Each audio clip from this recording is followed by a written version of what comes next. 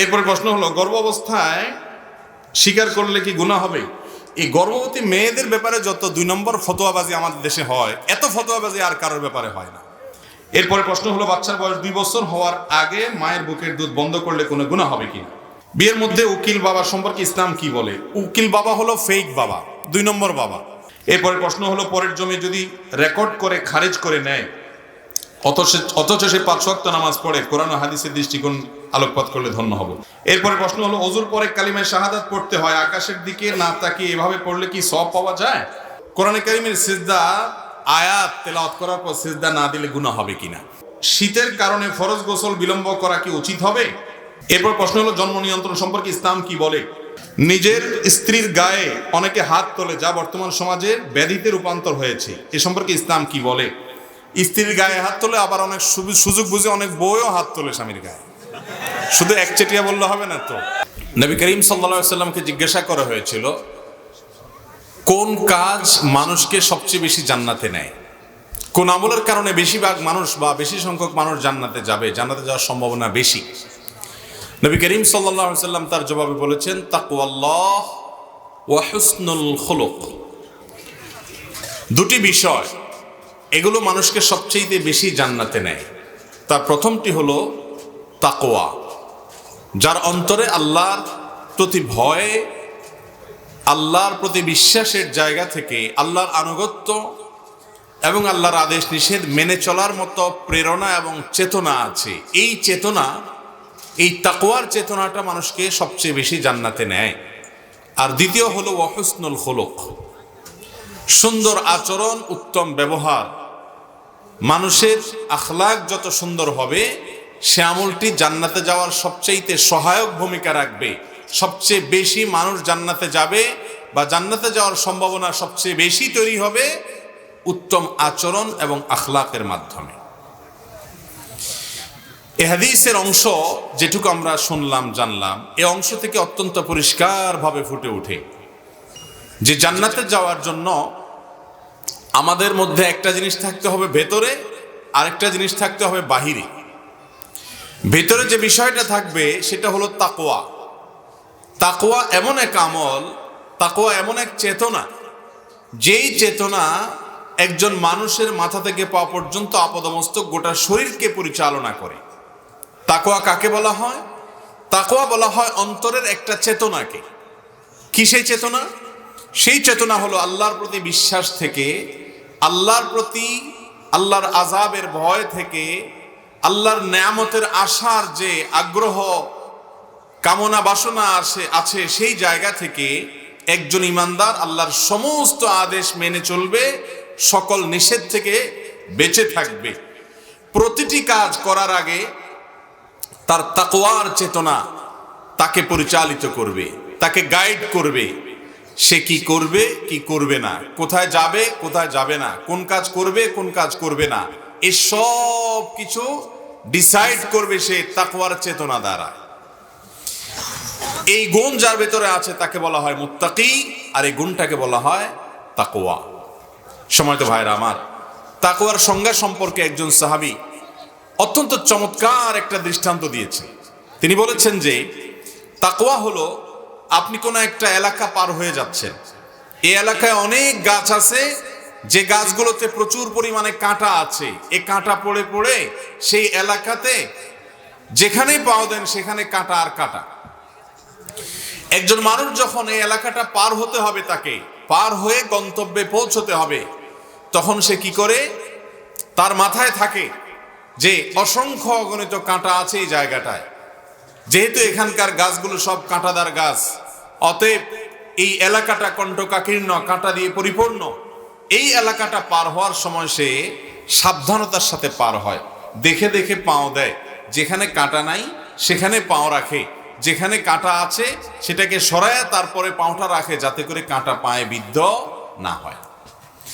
এভাবে পার হতে হতে সে যখন যেতে থাকে, যতই সতর্ক থাকুক, কাঁটা কোনো না কোনো ভাবে তার অজান্তে, সতর্ক থাকা সত্ত্বেও ফুটা হয়ে লেগে যায়, বিদ্ধ হয়ে যায়। যখন কাঁটা ঢুকে যায় বা কাঁটা পায়ের নিচে পড়ে, জুতায় পড়ে, তখন সে সাথে সাথে সে কাঁটাটা খুলে ফেলে দিয়ে এরপরে আরো সাবধানতার সাথে সামনে চলে। আবার সামনে চলতে চলতে চলতে চলতে আবারও যদি কখনো কাঁটা বিদ্ধ হয়ে যায়, সে আবারও সে কাঁটা ফেলে দিয়ে এবার আরো অ্যাটেনশনের সাথে, আরো মনোযোগের সাথে, আরো সচেতনতার সাথে, সতর্কতার সাথে পা বাড়াতে বাড়াতে সামনে যায়। এভাবে গোটা এলাকা সে পার হয়ে চলে যায়। তাকওয়া হলো হুবহু এরকম একটা বিষয়। আল্লাহ রাব্বুল আলামিন এই দুনিয়াতে অসংখ্য কাঁটা রেখেছেন। এই কাঁটাগুলো হলো হারামে লিপ্ত হওয়ার কাঁটা। এই কাঁটাগুলো হলো শয়তানের বিভিন্ন ফাঁদ। শয়তান আমাদেরকে কখনো দুনিয়ার চমক দেখিয়ে আল্লাহর অবাধ্য করে ফেলে, মানে কাঁটা বিদ্ধ করায় দেয়। কখনো সে দুনিয়ার কোনো লোভ, কোনো মোহ দেখিয়ে আমাদেরকে বিপদগামী করে ফেলে, কাঁটা বিদ্ধ করায় দেয়। ঈমানদার যার মধ্যে তাকওয়া আছে, যার মধ্যে আল্লাহর ভয় আছে, আর এই আল্লাহর ভয়টা, তাকওয়াটা, এটা নামধারী মুসলমানদের নসিব হয় না। এটা ওই ব্যক্তির নসিব হয় যে ব্যক্তি নামধারী মুসলমান না, যার ইসলামটা পরিপূর্ণভাবে তার অন্তরে গেঁথে গেছে। যে ব্যক্তি শুধুমাত্র মুখে কালিমায়ে তাওহীদ, কালিমায়ে শাহাদাত বা 5 কালিমা বা আরো কত কালিমা মুখস্থ করেছে সে না।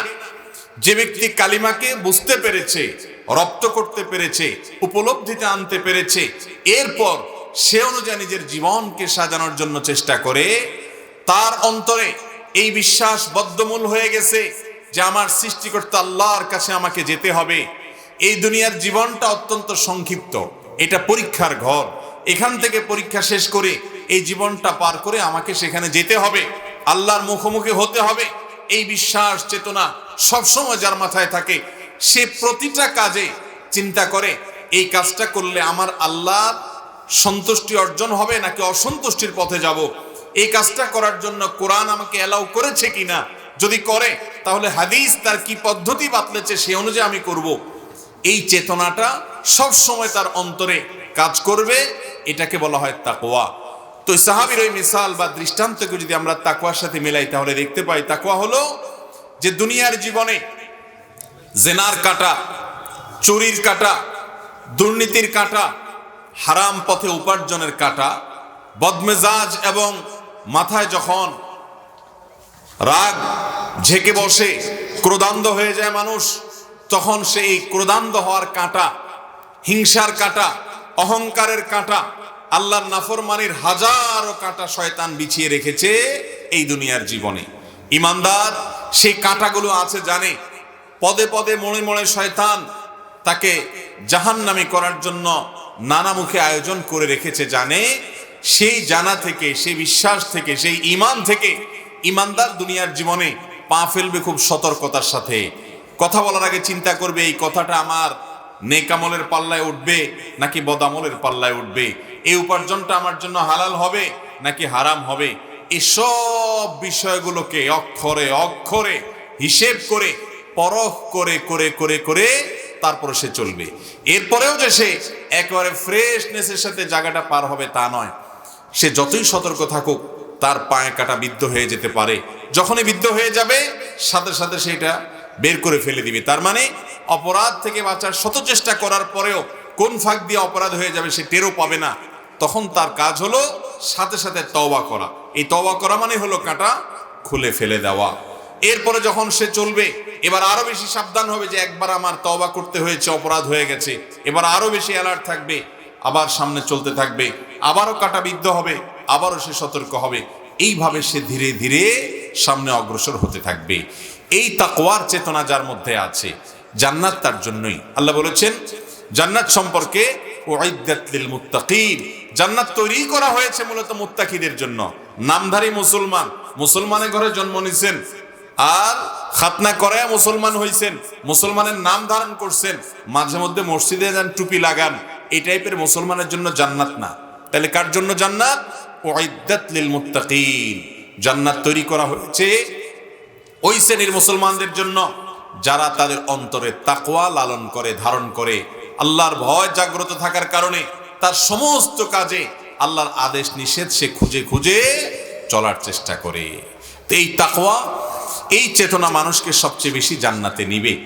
আর দ্বিতীয় হলো হুসনুল খুলুক, উত্তম আচরণ, সুন্দর ব্যবহার। মানুষের আখলাক এই আমলটি সম্পর্কে তিরমিজির হাদিসে নবী করিম সাল্লাল্লাহু আলাইহি সাল্লাম বলেছেন, মা মিন শাইইন ইউদাউ ফিল মিজান ইয়াউমাল কিয়ামাতি আথকালু মিন হুসনিল খুলুক আও কামা ক্বালা আলাইহিস সালাতু ওয়াস সালাম।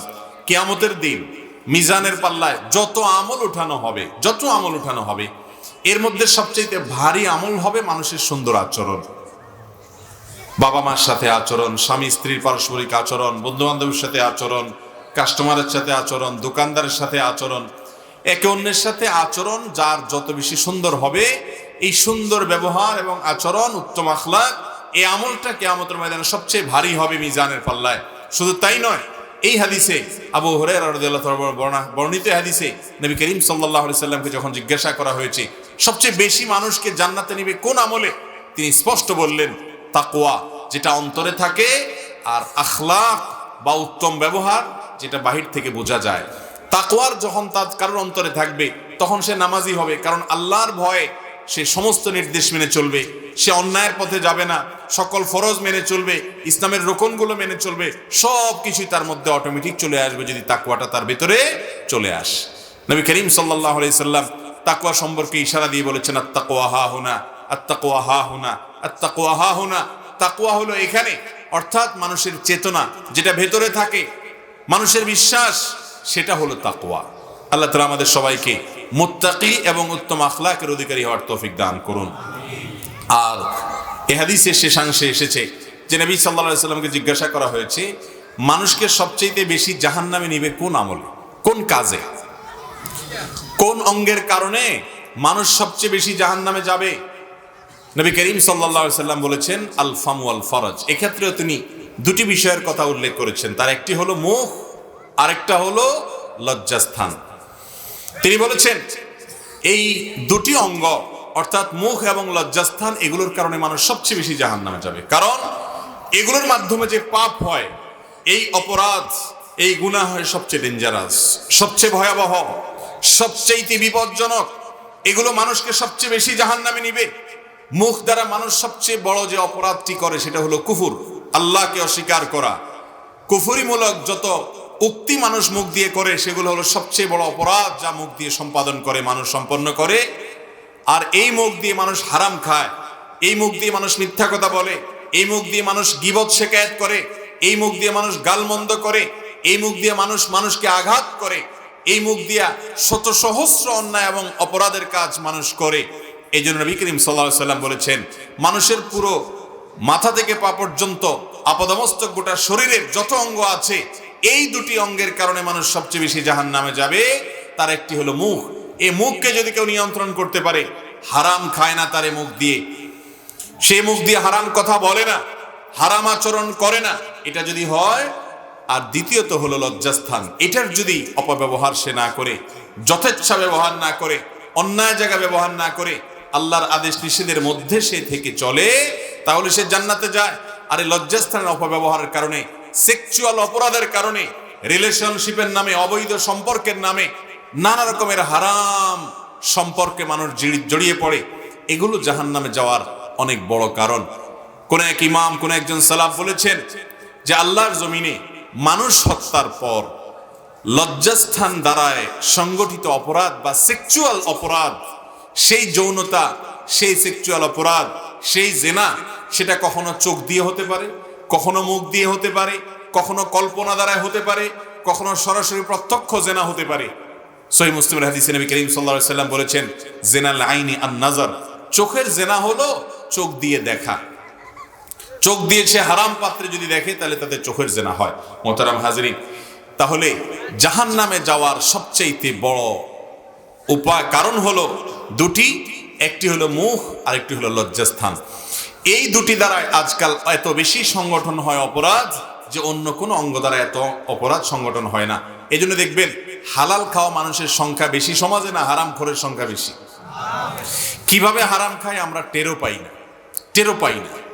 আপনি একটা চাকরি করেন, সে অফিসে চাকরির ফাঁকে ফাঁকে মোবাইলে আপনি এটা সেটা টিপাটিপি করেন, হ্যাঁ, ব্যক্তিগত আলাপ সালাপ করেন, আপনি আমানতের খেয়ানত করলেন। আপনার এই পুরো টাইমটা কোম্পানি কিনে নিয়েছে, যার চাকরি করেন সে কিনে নিয়েছে। এই টাইমটাতে আপনি ফাঁকি দিয়ে ব্যক্তিগত কাজ করলেন, আপনি হারাম কাজ করলেন, আপনার ওই টাইমের উপার্জনটা হালাল হলো না। কয়জন আমরা এই বিষয়গুলোকে এইভাবে ভাবি? ছোট্ট একটা বিষয় শুধু দেখালাম, এর চাইতে আরো বড় বড় অনেক অপরাধ আছে যেগুলো অগণিতবার আমাদের দ্বারা হয়ে যায়। এই জন্য জান্নাতের পথযাত্রী ইমানদার সব সময় তার এই মুখ দ্বারা যেন হারাম না হয় সে চেষ্টা করবে।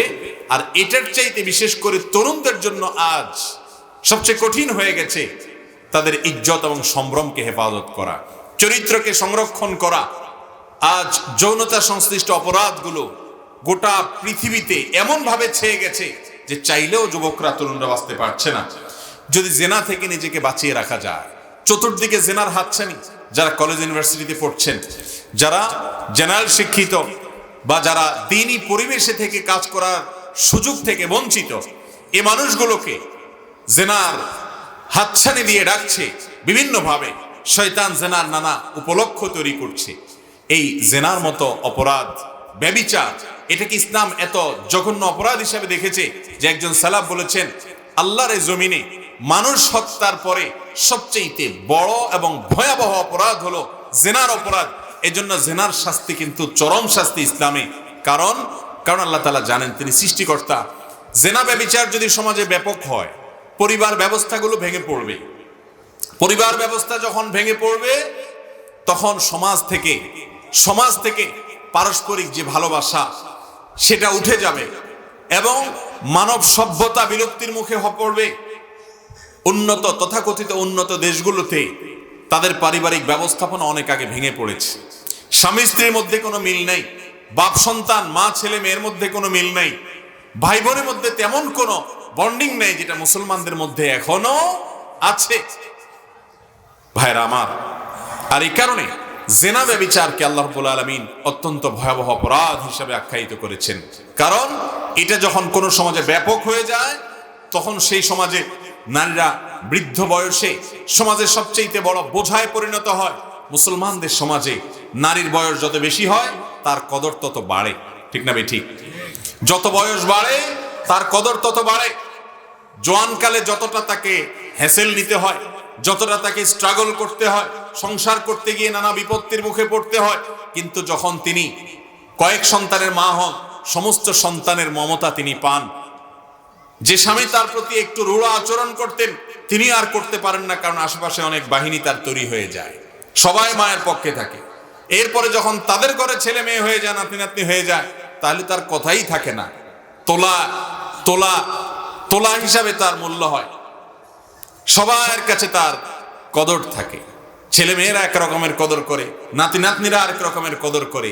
এ হলো মুসলমানদের সমাজ, যেখানে ভোগের চাইতে ত্যাগের বিষয়টা অনেক গুরুত্বপূর্ণ। আর তথাকথিত উন্নত বিশ্বের দেশগুলোতে চলে যান, বৃদ্ধ হওয়ার পর বেচারীদের ঠিকানা হয় কোথায়? বৃদ্ধাশ্রম। কেন হয়? কারণ ছেলে মেয়েরা তাদের সাথে রাখতে রাজি না, নাতি নাতনিরাও তাদের সাথে রাখতে রাজি না। মোহতারাম হাজরিন, এই যে একটা বিষয়, এটা কেন হয়? কারণ সেখানে স্বার্থের সম্পর্কটাই মূল। স্বার্থের সম্পর্কটাই মূল। একজন নারী যতদিন পর্যন্ত শারীরিক অবকাঠামো ভালো আছে, চেহারার সৌন্দর্য লাবণ্য আছে, ততদিন পর্যন্ত তার কদর আছে। আর মুসলমান সমাজে তরুণী বয়সে একজন মেয়ের যতটা কদর, যখন তার রূপ লাবণ্য নেই, তার শারীরিক গঠন ভেঙে পড়েছে, তখনও তার কদর শুধু আছে তা নয়, তার তারুণ্যে যে পরিমাণ কদর হতো ওই সংসারে তার চাইতে অনেক গুণ বেশি কদর হয় কি হয় না? তাহলে বোঝা গেল ইসলাম যে ব্যভিচারকে হারাম করেছে, জেনাকে হারাম করেছে। কেন করেছে? এর প্রধান কারণ হলো যে এটা যখন সমাজে উন্মুক্ত থাকে, এটা যখন মানুষ বৈধ মনে করে, তখন নারী পুরুষের সম্পর্ক হয় স্বার্থের সম্পর্ক, ব্যক্তিগত পাওনা দেনার সম্পর্ক। এখানে কোনো ত্যাগের বিষয় থাকে না। আর এভাবে আস্তে আস্তে পারিবারিক জীবন যাপন করার গুরুত্ব মানুষ থেকে উঠে যায়। এজন্য দেখবেন যে পশ্চিমা দেশগুলোতে পারিবারিকভাবে জীবন যাপন করা, বিয়ে শাদী করা, এগুলোর ব্যাপারে তেমন কোনো গুরুত্ব নাই, তাদের মাথা ব্যথা নাই তাদের, এগুলো ধ্বংস হয়ে গেছে। মোহতারাম হাজরিন, আর এই কারণে আমাদের তরুণ বয়সে যারা আমরা আছি তারা তাদের তারুণ্যকে আল্লাহর অবাধ্যতা থেকে বাঁচিয়ে রাখতে হবে। বিশেষ করে এই অপরাধটা, অর্থাৎ অবৈধ রিলেশন, হারাম সম্পর্ক, যেটাকে আপনারা বিএফ বলে, গার্লফ্রেন্ড বয়ফ্রেন্ড বলে ইজি করার চেষ্টা করেন, যেটাকে অপসংস্কৃতি দিয়ে এই সমাজকে ধ্বংস করার কারিগররা নরমালাইজেশন করার অপচেষ্টায় লিপ্ত, সেই জঘন্য অপরাধ তরুণরা এখান থেকে নিজেকে বাঁচানোর জন্য প্রতিজ্ঞা করতে হবে। কঠিন, মহা কঠিন। চতুর্পাশ থেকে শয়তান এমন সব উপায় উপকরণ প্রস্তুত করে রেখেছে যে এগুলোর এই ছোবল থেকে, এগুলোর পাকড়াও থেকে, এগুলোর এই মোহনীয় উপস্থাপন থেকে নিজেকে বাঁচিয়ে রাখা অত্যন্ত কঠিন। আল্লাহ তাআলা আমাদেরকে এই কঠিন কাজটা সহজ করার তৌফিক দান করুন। যদি কোনো তরুণ তার তারুণ্যকে, তার যৌবন বয়সকে হারাম রিলেশন থেকে বাঁচিয়ে রাখে, তার তারুণ্যে কোনো কালিমা না লাগে, যদি কখনো লেগে থাকে তওবা করে বাকি জীবনের জন্য প্রতিজ্ঞা করে, সংকল্প করে, তওবায়ে নাসুহা বা খাঁটি তওবা করে যদি শুদ্ধতা, সৌন্দর্য এবং পবিত্রতার পথে ফিরে আসে, যার চরিত্রে কোনো কালিমা লাগাবে না বলে সংকল্প করে, বৈবাহিক সম্পর্কের বাহিরে হারাম কোনো সম্পর্ক করবে না এই প্রতিজ্ঞা যদি করে, তার সর্বপ্রথম পুরস্কার এবং লাভ হলো এর মাধ্যমে মানসিক প্রশান্তি হয়। কিরকম মানসিক প্রশান্তি হয়? একজন তরুণ যার তারুণ্যে কোনো কালিমা লাগে নাই, সে তার এই চরিত্রকে হেফাজত করতে পারার কারণে মানসিক এক প্রশান্তি লাভ করে। এটা যাদের চরিত্রকে যারা হেফাজত করতে পেরেছেন বা এক সময় খারাপ ছিলেন, ভালো পথে ফিরে এসেছেন, তওবা করে আর কখনো সে পথে যান না, তারা শুধু বলতে পারবেন কি পরিমাণ মানসিক প্রশান্তি আল্লাহ রাব্বুল আলামিন এই হারাম থেকে বেঁচে থাকার কারণে দান করে থাকেন। আর এর বিপরীতে যারা হারামে লিপ্ত হয়, তারা হারামে লিপ্ত হওয়ার কারণে সাময়িক হয়তো আনন্দ উপভোগ করে, কিন্তু এর ফলে অপরাধের অদৃশ্য একটা দাহন আছে, অদৃশ্য একটা জ্বালা আছে। এই জ্বালা তাকে জ্বালাতে থাকে, তাড়াতে থাকে। সে যতই ইবাদত বন্দেগী করুক, সে জানে সে একজন খারাপ মানুষ, সে জানে সে একজন পাপিষ্ঠ মানুষ। যদি ন্যূনতম ঈমান তার ভিতরে থাকে, তাহলে অপরাধ বোধের কারণে সে জানে সে তার চরিত্রকে সে কালিমা যুক্ত করে ফেলেছে। সে জানে সে লাম্পট্যের পথে গেছে, সে জানে সে জেনাকারের খাতায় নাম লিখিয়েছে, সে জানে সে অপরাধ এবং হারাম কাজে লিপ্ত হয়েছে। এই জন্য সামান্য সময়ের যে আনন্দ হয়, হারাম ভোগ উপভোগ হয়, এর বিপরীতে মানসিক যে যন্ত্রণা, এটা হয় অনেক গুণ বেশি। পৃথিবীর যত জেনাকার আছে, যারা জেনাকে কোনো কিছু মনে করে না, ডাইলবাত মনে করে, এই মানুষগুলোকে দেখবেন হয় আত্মহত্যা করে মারা যাচ্ছে অল্প সংখ্যক, আর বেশিরভাগ মানুষ আত্মহত্যা না করলে কি হবে, তার জীবনটা জীবন্ত জাহান্নাম হয়ে যায়। কারণ এই জীবনের প্রকৃত শান্তি আল্লাহ তাআলা তাকেই দিবেন যে ব্যক্তি আল্লাহর আনুগত্যে চলবে। আল্লাহর আনুগত্যের মধ্যে থাকবে না, কোটি টাকার ভিতরে থাকবে, আনন্দ এবং সুখের ভোগের সমস্ত উপকরণের মধ্যে থাকবে, কিন্তু আল গিনা গিনান নাফস, রাহাতে নাফসানি বা মনের প্রশান্তি বলতে যেটা আছে, সেই জিনিসটা সে কখনো লাভ করতে পারবে না। যদি কোনো তরুণ তার নিজের চরিত্রকে, যৌবনকালকে হেফাজত রাখতে পারেন সমস্ত কলুষ থেকে, নোংরামি থেকে, জিনা থেকে, ব্যভিচার থেকে, হারাম রিলেশন থেকে, স্কুলে পড়েন, কলেজে পড়েন, তার সামনে হারামের হাতছানি আছে, তারপরও যদি সেখান থেকে নিজেকে বাঁচিয়ে রাখেন, সেটাকে না বলেন, নিজেকে হেফাজত রাখতে পারেন, তার দ্বিতীয় পুরস্কার হলো পারিবারিক জীবনের প্রশান্তি। আল্লাহ রাব্বুল আলামিন বৈবাহিক জীবনে তাকে প্রশান্তি দিবেন, বৈবাহিক জীবনে তাকে আনন্দ দিবেন। স্ত্রীর সাথে তার রিলেশনটা হবে, বন্ডিংটা হবে অত্যন্ত ভালো। আর যারা হারাম সম্পর্কে নিজের ভালোবাসাকে, আল্লাহর দেয়া মায়া মোহাব্বতকে অজাগায় কুজাগায় বিলাবেন, যেখানে সেখানে ব্যবহার করবেন, আল্লাহ রাব্বুল আলামিন তাদেরকে বৈবাহিক জীবনে, দাম্পত্য জীবনে সুখ এবং শান্তির যে জীবন, যে নেয়ামত, সে নেয়ামত থেকে বঞ্চিত রাখবেন।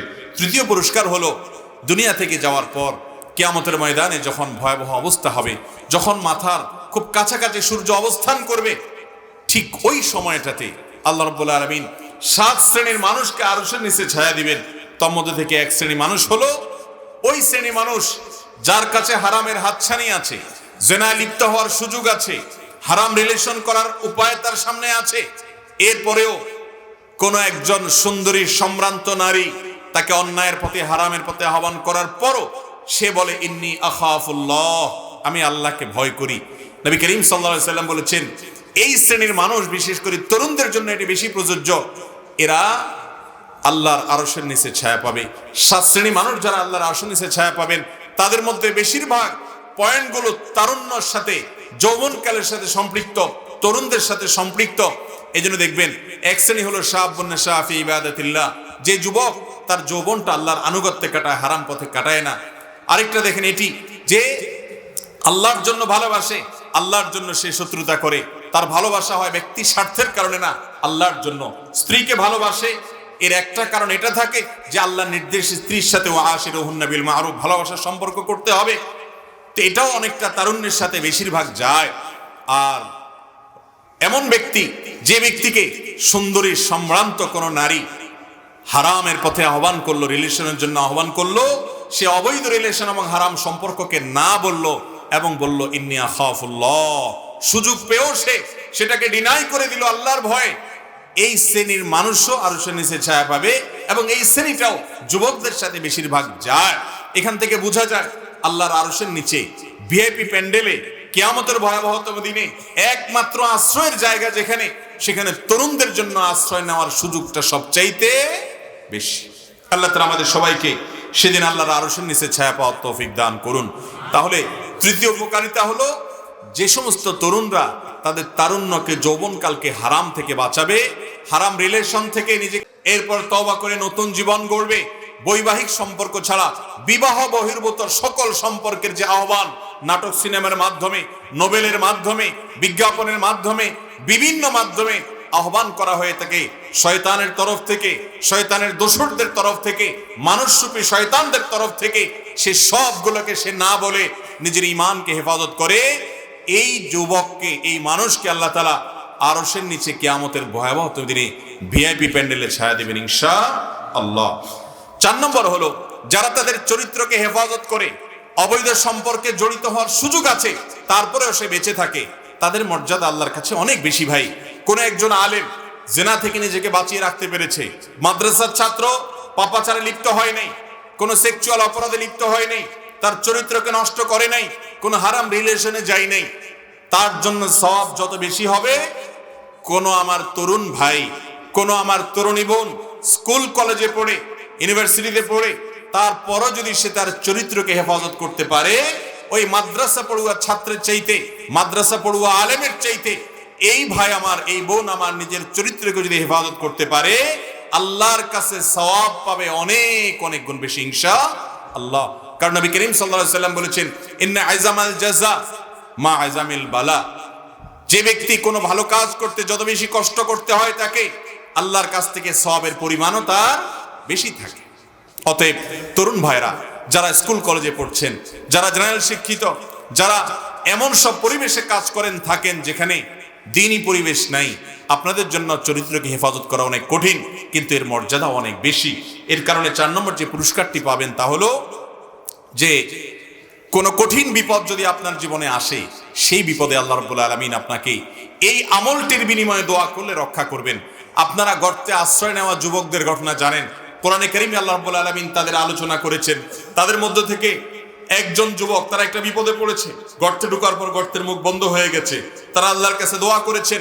তাদের মধ্যে একজন যুবক বলেছেন, আল্লাহ, আমার জীবনে একটা জেনায় লিপ্ত হওয়ার সুযোগ এসেছে, অফার এসেছিল, কেউ জানতো না, দেখতো না, আমি চাইলেই অপরাধে লিপ্ত হতে পারতাম, কিন্তু তোমার নির্দেশে কথা মনে হয়েছে, তোমার সামনে দাঁড়াতে হবে, কিয়ামতে জবাবদিহি করতে হবে, শাস্তির মুখোমুখি হতে হবে, তাকওয়ার এই চেতনা থেকে আমি সে হারাম কাজ থেকে বেঁচে থেকেছি, আমি সে অফারকে ডিনাই করে ফেলেছি। এটার জন্য অনেক পাওয়ারফুল ইমানের দরকার হয়, এটা সেই যুবকের ছিল। আল্লাহ, আমার সে আমলটা শুধু তোমাকে খুশি করার জন্য আমি করেছি, আমি পাপ থেকে নিজেকে বাঁচিয়ে রেখেছি। সমাজের সবাই হারাম সম্পর্ক আছে কারোর না কারোর সাথে, কিন্তু আমার কারোর সাথে নাই, আমি বাঁচিয়ে রেখেছি, জেনার অফারকে আমি ডিনাই করেছি। তার এই আমলটার বিনিময়ে বিপদ থেকে মুক্তির দোয়া করার পর আল্লাহ তাআলা পাথর সরিয়ে দিয়ে তাদেরকে বিপদ মুক্ত করলেন। এখান থেকে উলামা ইকরাম বলেন, যারা তাদের তারুণ্যকে হেফাজত করে অপরাধ থেকে, এরা যদি এই আমলের উসিলা ধরে দোয়া করে, আল্লাহ, আমি আমার তারুণ্যে, আমি আমার তরুণ বয়সে, যৌবন বয়সে, স্কুল লাইফে, কলেজ লাইফে, আমি আমার কর্মস্থলে বিভিন্ন জায়গায় হারাম সম্পর্ক করতে পারতাম, অবৈধ রিলেশন করতে পারতাম, জেনা লিপ্ত হতে পারতাম, কিন্তু সেগুলো করি নাই, তোমার ভয়ে তুমি আমার এই দোয়াটি কবুল করো। জীবনের কঠিন বিপদতম মুহূর্তগুলোতে ওই আমলটার উসিলা দোয়া করলে ইনশাআল্লাহ সে দোয়া কবুল হবে এবং আল্লাহ তাআলাকে হেফাজত রাখবেন। 5 নম্বর, সবচেয়ে বড় বিষয়টি সেটি হলো জান্নাতে যাবেন। নবী করিম সাল্লাল্লাহু আলাইহি সাল্লাম বলেছেন, মাইয়াত মানলি মা বাইনা লিহিয়াইহি ওয়া মা বাইনা রিজলাইহি, যে ব্যক্তি দুই চোয়ালের মধ্যবর্তী অঙ্গ অর্থাৎ মুখ এবং দুই পায়ের মধ্যবর্তী অঙ্গ অর্থাৎ লজ্জাস্থান বা নিজের সম্ভ্রমকে হেফাজত করে, যত্রতত্র ব্যবহার করে না, শুধু বৈধ খাতে ব্যবহার করে, হারাম রিলেশনে যায় না, ওই ব্যক্তির জন্য আমি জান্নাতে যাওয়ার গ্যারান্টি নিলাম, দায়িত্ব নিলাম। স্বয়ং রাসূল করিম সাল্লাল্লাহু আলাইহি সাল্লাম বলেছেন।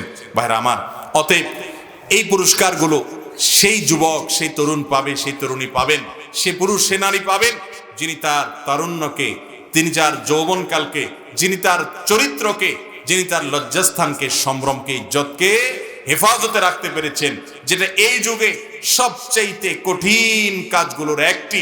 কোন তরুণ, কোন পুরুষ, কোন নারী জেনা থেকে, জেনার সংশ্লেষ থেকে, সব ধরনের জেনা থেকে নিজেকে বাঁচিয়ে রাখাটা, এটা হলো যুগের সবচেয়ে কঠিন কাজগুলোর একটি। আল্লাহ তাআলা আমাদের সবাইকে এই কঠিন কাজটি করার তৌফিক দান করুন। মোহতারাম হাজরিন, কিভাবে এই কঠিন সময়টাতে নিজেকে এই পাপের থেকে, জেনার থেকে বাঁচিয়ে রাখবেন? বিশেষ করে আমাদের কলেজ ইউনিভার্সিটিতে পড়ুয়া ভাইরা, স্কুল পড়ুয়া ভাইরা, বোনেরা এবং বিভিন্ন কর্মজীবী ভাইরা, যেখানে নারী পুরুষ একসাথে কাজ করতে হয়, তারা এই ধরনের পরিস্থিতি থেকে ঈমানকে রক্ষা করতে পারেন না, তাকওয়াকে রক্ষা করতে পারেন না। শয়তান তাদেরকে কুপকাত করে ফেলে, তাদের দিয়ে অন্যায় করিয়ে ফেলে। কিভাবে বাঁচবেন? নাম্বার 1, আল্লাহ তাআলা বাঁচার জন্য ফর্মুলা বাতিয়ে দিয়েছেন, কুল্লিল মুমিনিনা ইয়াগুদ্দু মিন আবসারিহিম। হে রাসূল, আপনি ঈমানদার পুরুষদেরকে বলে দিন চোখ যেন সংযত করে।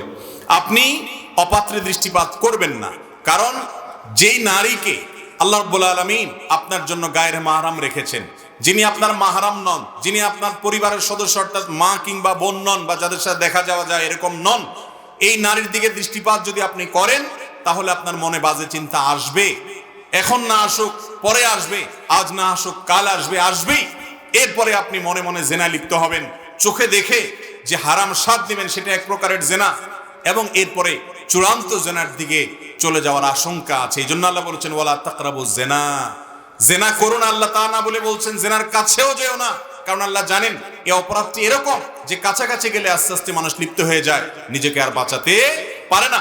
এই জন্য অবৈধ রিলেশন এবং জেনা থেকে বাঁচার জন্য প্রথম কাজ হলো দৃষ্টিকে সংযত রাখা। চলবেন নিচের দিকে তাকিয়ে, একান্ত যেখানে তাকানো দরকার নেই সেখানে তাকাবেন না। কোন নারীর সাথে কথা বলার দরকার, কাস্টমার হিসাবে এসেছে আপনার কাছে, ক্লায়েন্ট হিসাবে এসেছে আপনার কাছে, পেশেন্ট হিসাবে এসেছে আপনার কাছে, আপনি তার দিকে তাকাবেন না, নিচের দিকে তাকিয়ে কথা বলবেন। সে যদি এটাকে তার অপমান মনে করে, করুক, আপনি আপনার তাকওয়ার রক্ষা করার জন্য দৃষ্টিকে হেফাজত করেন। 1 নাম্বার 2, ফিতনার যত মাধ্যম আছে, ফিতনার যত কারণ এবং উপায় আছে, এই সবগুলা থেকে নিজেকে বাঁচিয়ে রাখেন। কথার কথা, এমন চাকরি করবেন না যে চাকরিতে আপনি নিজের চরিত্রকে হেফাজত করতে পারবেন না। এমন প্রতিষ্ঠানে ভর্তি হবেন না যেই প্রতিষ্ঠানে অশ্লীলতার জোয়ার ব্যাপক হারে চলতে থাকে। এমন পরিবেশে যাবেন না যেই পরিবেশে গেলে আপনি নিজেকে বাঁচাতে পারবেন না। এমন বন্ধুকে ফেসবুকে অ্যাড করবেন না যার প্রোফাইল থেকে আজে বাজে ছবি, ভিডিও এগুলো আসে, আপনি চাইলেও বাঁচতে পারেন না, লোভে পড়ে দেখে ফেলেন।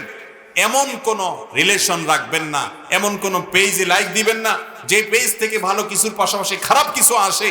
এমন কোন গ্রুপে যুক্ত হবেন না যে গ্রুপে যুক্ত হলে ভালোর সাথে সাথে খারাপ অনেক কিছু আসে। এক কথায়, আপনার চরিত্রকে হেফাজত করার স্বার্থে যত কিছু থেকে বেঁচে থাকার প্রয়োজন, এই সব আয়োজন আপনাকে করতে হবে।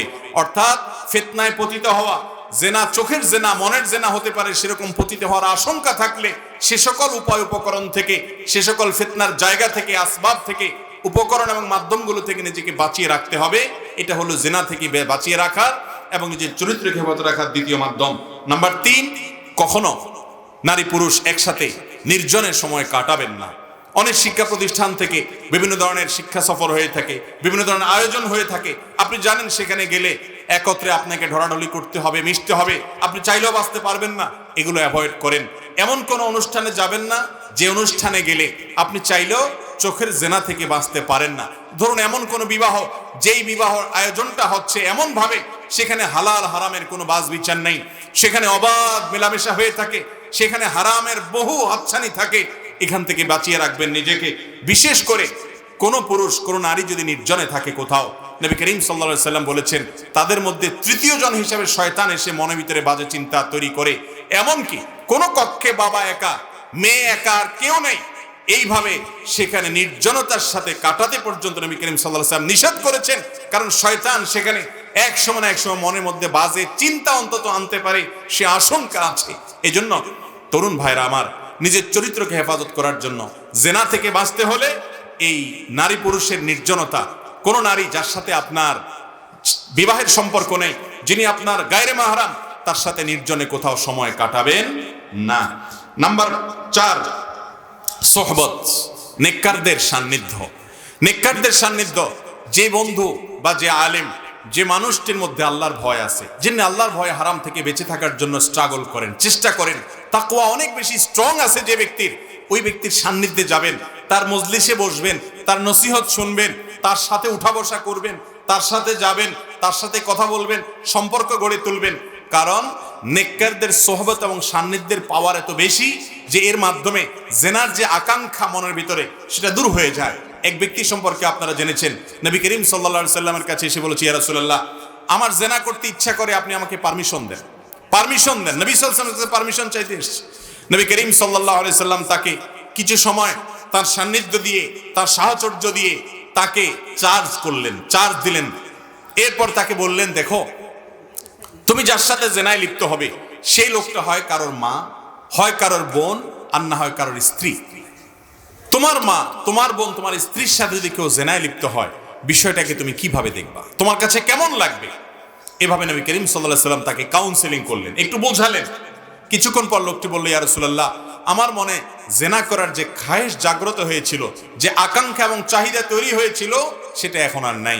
এই হাদিসের আলোকে অনেক উলামা একরাম লেখেন যে নেককার, আল্লাহর খাঁটি বান্দা, যাদের অন্তরে তাকওয়া আছে, আল্লাহর ভয় আছে, এই মানুষগুলোর সান্নিধ্যে থাকলে আপনার মনের ভিতরে হারামের আকাঙ্ক্ষা দূর হয়ে যাবে এবং আপনি জিনা থেকে বেঁচে থাকতে পারবেন।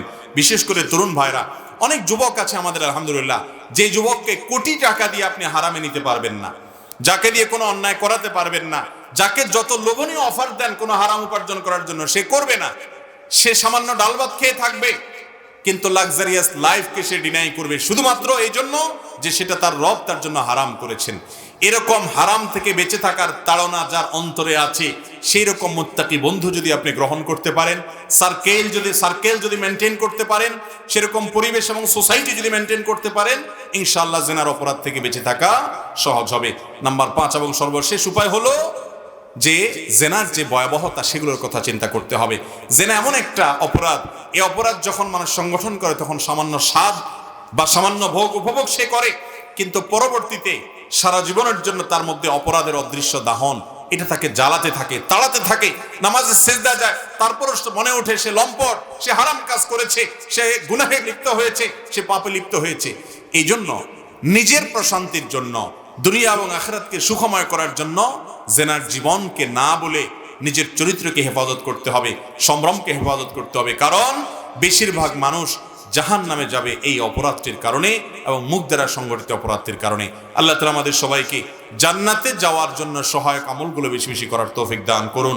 জাহান্নাম থেকে নিজেদেরকে বাঁচিয়ে রাখার মতো সহায়ক আমলগুলো বেশি বেশি করার তৌফিক দান করুন। জাযাকুমুল্লাহু খায়রা ওয়া আখিরু দাওয়ানা আলহামদুলিল্লাহি রাব্বিল আলামিন। ভাই প্রশ্ন আছে অনেক, মাইকে কোনো ভয়েস নাই, চিৎকার করতে হচ্ছে, এরকম মাইক হলে তো কথা বলা কঠিন রে ভাই।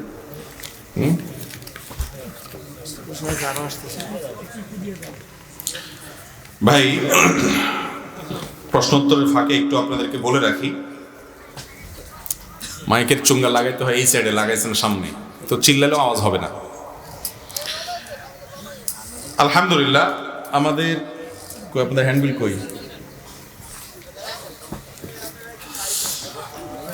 মনপুরা যুব সমাজের উদ্যোগে এই যে মাহফিলটি সংগঠিত হচ্ছে, আলহামদুলিল্লাহ গত বছরও এই মাহফিলে আমি এসেছি, এই বছরও আসার তৌফিক আমার হলো আলহামদুলিল্লাহ। আমি জানলাম যে এখানকার যুবক ভাইয়েরা, এখানকার বিশিষ্ট ব্যক্তিত্ব প্রিন্সিপাল এম আব্দুল হাই, তার নামে principal M A high Islamic complex, এটা তারা গড়ে তোলার পরিকল্পনা হাতে নিয়েছেন এবং এই কমপ্লেক্সের অধীনে সামাজিক নানা কর্মকাণ্ড তারা পরিচালনা করছেন। এখানে এত অবস্থা এসে গেছেন, তাহলে আমি শেষ করি না। উনি আপনার ওয়াজ উঠতে আসছে না, উনি এতক্ষণ বেশি ওয়াজ শুনছেন না, এটা করা যাবে না, ওস্তাদ আসলে কথা বলা যাবে না। উনি ওয়াজ শোনার জন্য আসছেন। আরে পাগল নাকি, ওকে এতক্ষণ গাড়িতে বসে বসে শুনছি। না না না, আপনার কথাটা শেষ করে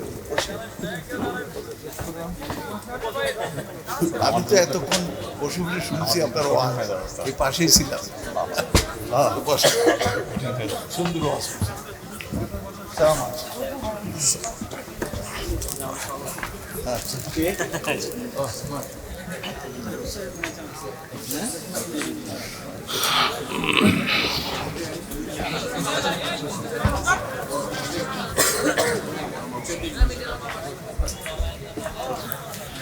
ভাই ওস্তাদের নির্দেশ, একেবারে শর্টকাট নির্দেশ যে আমার আলোচনা চালিয়ে যেতে হবে, যদি আমরা প্রশ্নোত্তর সেশনে ঢুকবো চিন্তা করেছি।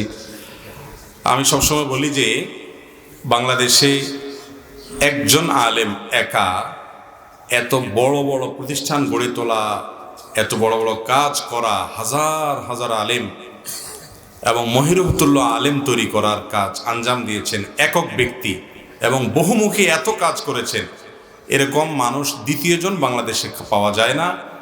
আল্লাহ রাব্বুল আলামিন ওস্তাদ সৈয়দ কামাল উদ্দিন আবদুল্লাহ জাফরি হাফিজাহুল্লাহ তাকে দিয়ে যে কাজ এবং খেদমত নিয়েছেন, আমার অনেক ঈর্ষা হয় যে আল্লাহ রাব্বুল আলামিন তাকে দিয়ে যত খেদমত নিয়েছেন এর ধারে কাছেও এত বহুমুখী খেদমত, এত বড় বড় খেদমত বাংলাদেশে অন্য কাউকে দিয়ে এত বেশি নিয়েছেন বলে আমার জানা নাই। এক একজন হয়তো এক এক সাইডে অনেক কাজ করেন আলহামদুলিল্লাহ, কিন্তু বহুমুখী কাজ আল্লাহ তাআলা আমাদের উস্তাদকে দিয়ে নিয়েছেন। তো আল্লাহ রাব্বুল আলামিন উস্তাদের ছায়াকে যেন দীর্ঘায়িত করেন, আমরা সবাই দোয়া করে বলি আমিন। আল্লাহ তাআলা যেন উস্তাদকে দীর্ঘদিন বা হায়াত রাখেন, এবং তার ছাত্র, আমি তো বলি যে আমরা হলাম তার নাতি ছাত্র তুল্য, আমাদের উস্তাদরা হলেন ওনাদের ছাত্রের কাতারের মানুষ, আমরা হলাম ওনাদের নাতি ছাত্র তুল্য। তো এই ধরনের মানুষ, তিনি অনেক স্নেহ এবং অনেক মমতা তরুণদেরকে দিয়ে থাকেন। আমার মতো নাখান্দান আলাকে পর্যন্ত অনেক স্নেহ করেন। তো আমি অন্তরস্থল থেকে সবসময় দোয়া করি, আপনারাও দোয়া করবেন আল্লাহ তাআলা উস্তাজুল আসাতিজা, উস্তাজুল উলামা ফজলাতুল উস্তাদ সৈয়দ কামাল উদ্দিন জাফরি হাফিজাহুল্লাহকে সুস্থতার সাথে সমস্ত ফিতনা বালা মুসিবত, সমস্ত বিপদ এবং সমস্ত সমস্যা থেকে হেফাজত রেখে আল্লাহ তাআলা তার ছায়াকে আমাদের উপর দীর্ঘায়িত করুন আমিন। মোহতারাম হাজিরিন, আমি আর দীর্ঘায়িত করবো না, উস্তাদ চলে আসছেন, তারপর প্রশ্নগুলো আসতে দিতে হবে। আমি যেটা বলতেছিলাম যে আমাদের তরুণ ভাইরা এখানে সামাজিক গোরস্থানের আয়োজন করেছে, আলহামদুলিল্লাহ। একটা কবরস্থান একটা এলাকার জন্য অত্যন্ত জরুরি একটা বিষয়, ফরজে কিফায়া, কোনো মুসলমান মৃত্যু বরণ করার পর দাফনের ব্যবস্থা করা। তো সে উদ্যোগ এই মাহফিলের আয়োজক তরুণ ভাইরা করেছেন, এবং এখানকার সভাপতি সাহেব প্রিন্সিপাল MA হাই কমপ্লেক্স নামে, তার নামে এটা করেছেন। আপনারা এলাকাবাসী সেখানে সম্পৃক্ত হবেন, এলাকার ওলামা একরামকে সেখানে সামনে রাখবেন, তাদেরকে সাথে নিয়ে কাজ করবেন। আর আজকের এই মাহফিলটিতে আমাকে আয়োজকরা বলেছেন যে সেভাবে কালেকশন করা সম্ভব হয় নাই, নানা দোলাচলে ছিল মাহফিল নিয়ে, সে কারণে অতএব মাহফিলের যে বিশাল ব্যয়, সে ব্যয় যেন নির্বাহ করতে পারেন, সেজন্য বাহিরে চেয়ার টেবিল রাখা আছে, আপনারা সাধ্য অনুযায়ী শরীক হবেন, চেষ্টা করবেন তো ইনশাআল্লাহ। এখনও যদি আপনারা কেউ দিতে চান এখানে দিতে পারেন বা জানাতে পারেন, অথবা আপনারা বাইরে যে আপনার টেবিল রাখা আছে সেখানে অংশগ্রহণ করবেন। কারণ আলহামদুলিল্লাহ দিন প্রচারের এই গুরুত্বপূর্ণ কাজে শরীক হওয়াটা এটা সৌভাগ্যের বিষয় ভাই, এটা আল্লাহ রাব্বুল আলামিন সবাইকে তৌফিক দেয় না। অতএব আমরা সবাই চেষ্টা করব তো ইনশাআল্লাহ। যেখানে অন্যান্য সমাবেশে মানুষকে টাকা দিয়ে খানা দিয়ে আনা যায় না, সেখানে দিনই মাহফিলগুলোতে, কোরআনের মাহফিলগুলোতে আপনারা এসেছেন, আপনাদের কেউ টাকা পয়সা দিছে? নিজের খেয়ে আপনারা এসেছেন, আবার নিজের পকেট থেকে আল্লাহকে সন্তুষ্ট করার জন্য দিয়ে যাচ্ছেন। এটাই হলো বাংলাদেশের মানুষের স্বতঃস্ফূর্ত অংশগ্রহণে কোনো অনুষ্ঠানের নমুনা, এদেশের ওয়াজ মাহফিলগুলো, দিনী আয়োজনগুলো, ঠিক না বে ঠিক? আল্লাহ রাব্বুল আলামিন এই আয়োজনগুলোকে শত শত বছর পর্যন্ত, যতদিন বাংলাদেশ বেঁচে থাকে ততদিন পর্যন্ত টিকিয়ে রাখুন, আমরা তো সবাই বলি আমিন। সবাই আমরা ইনশাআল্লাহ বিদিল্লাহ মাহফিলের আয়োজনের জন্য আর্থিকভাবে সহায়তা করব, চেষ্টা করবো না ইনশাআল্লাহ। বাহিরে যে টেবিল চেয়ার আছে সেখানে অংশগ্রহণ করবেন, আর এখানে এখন কেউ দিতে চাইলে স্টেজে পৌঁছায় দিতে পারেন, বা নাম 10,000 15,000 20,000 কেউ বলতে চাইলে নামও বলতে পারেন, এবং কাগজ লিখে চিরকুটে পাঠিয়ে দিতে পারেন এখানে স্টেজে ইনশাআল্লাহ। জাযাকুমুল্লাহ খাইর। আমরা দেরি না করে প্রশ্ন উত্তরে চলে যাই। প্রথম প্রশ্ন, নামাজে দাঁড়ালে বিভিন্ন রকমের চিন্তা আসে, করণীয় কি হবে? দেখুন, আমাদের বেশিরভাগ মুসলমান, বিশেষ করে মুসল্লি যারা নিয়মিত নামাজে দেখেন, এই ভাইদের বোনদের প্রশ্ন হলো, অভিযোগ হলো, নিজের ব্যাপারে নিজের অনুযোগ হলো যে নামাজে মনোযোগ থাকে না। আমি একটা কথা বলি যে নামাজে মনোযোগ থাকে না, এর কারণ কি? এর অনেক কারণ আছে। শেখ বিন বাজ রাহিমাহুল্লাহ তিনি নামাজে মনোযোগ না থাকার 33টি কারণ চিহ্নিত করেছেন এবং এটার উপরে একটা আর্টিকেল তৈরি হয়েছে, সেটার বাংলা অনুবাদ করেছি আমি, বিভিন্ন জাতীয় দৈনিকে প্রকাশও হয়েছে। এই কারণগুলোর ভিতরে মূল কারণ যেটা, সেটা হলো সারা দিন রাত 24 ঘন্টার মধ্যে আমাদের চিন্তাতে, মননে, মগজে, মস্তিষ্কে দুনিয়া, শুধু কিভাবে একটু পয়সা কামাবো, কিভাবে একটু দুনিয়ার কোনো ধান্দা হাসিল করব, আখিরাতের চিন্তা আমাদের মাথায় খুব একটা থাকে না। সারাদিন যখন আপনি দুনিয়ার চিন্তা করবেন, তো 5 মিনিট 10 মিনিটের জন্য আপনি যখন নামাজে দাঁড়াবেন, সালাতে দাঁড়াবেন, তখন আপনার ওই ঘুরে ফিরে দুনিয়ার চিন্তাটাই আসবে, সেটাই স্বাভাবিক।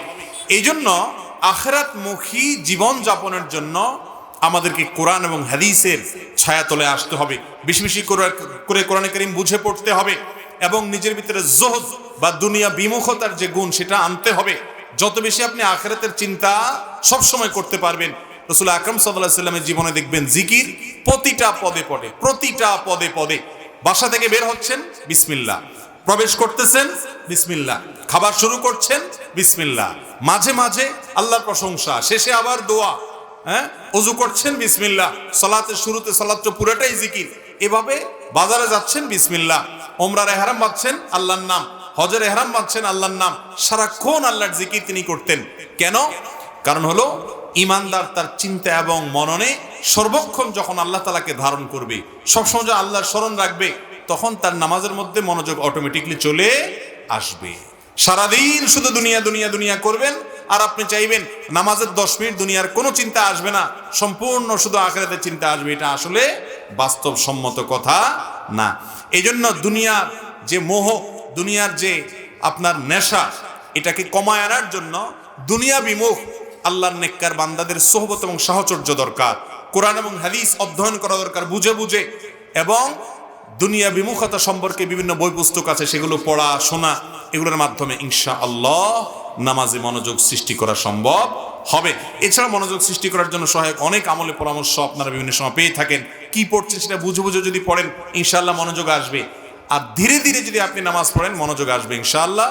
কারণ প্রতিটা রোকনে যদি আপনি দীর্ঘ সময় নেন, তাহলে সেক্ষেত্রে আপনার চিন্তা করার সুযোগ আসবে। আপনি যদি শুধুমাত্র মুরগির ঠোকরের মতো উঠবস করেন, তাহলে আপনি চাইলেও মনোযোগ আনতে পারবেন না। আল্লাহ রাব্বুল আলামিন আমাদেরকে সালাতে খুশু এবং খুজু অবলম্বন করে প্রকৃত অর্থে যেভাবে সালাত আদায় করলে আল্লাহর রেজামন্দি হাসিল হবে, জান্নাত হাসিল হবে, সেই রকম সালাত, যে সালাত আমাদেরকে ফাহশা, অশ্লীল এবং অন্যায় কাজ থেকে বাঁচিয়ে রাখবে, সেরকম সালাত আদায় করার তৌফিক দান করুন, বলুন আমিন। এরপরে প্রশ্ন হলো, পরের জমি যদি রেকর্ড করে খারিজ করে নেয়, অথচ সে 5 ওয়াক্ত নামাজ পড়ে, কোরআন ও হাদিসের দৃষ্টিকোণ আলোকপাত করলে ধন্য হব।